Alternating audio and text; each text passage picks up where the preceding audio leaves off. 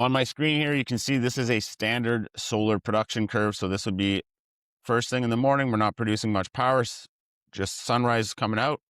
As the day progresses, we're producing more and more power until we hit solar noon, where we're producing our peak amount of power, and then ramping back down as the afternoon kicks in, all the way to sunset. So if we're doing a low displacement system, which means zero export back to the grid.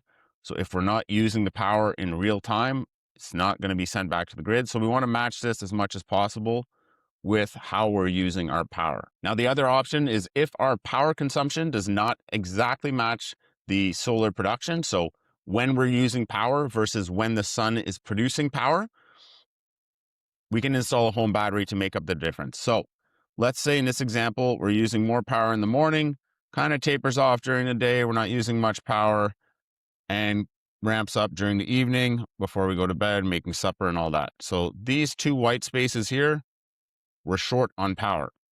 And all here, we have excess power. Let's say that we have 25 kilowatt hours of excess power being generated during this time. Well, if we're on a low displacement contract with no battery, that power essentially gets wasted. It's called curtailment. It doesn't go anywhere.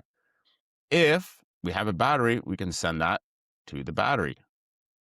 As long as it's sized appropriately, in this case, we'd want 20 to 30 kilowatt hours of available battery capacity. Now the battery, we've got 25 kilowatt hours here. Let's say we used 5 kilowatt hours here outside of the solar production, and just for fun, 20 kilowatt hours here.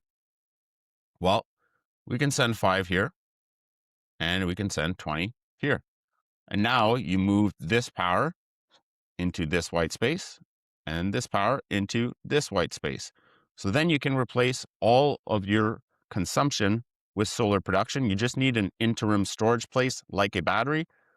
On a net metering contract, your extra production gets sent back to the grid and you're using the grid as a free battery. Low displacement, you have to have your own battery on site. So that's how that works.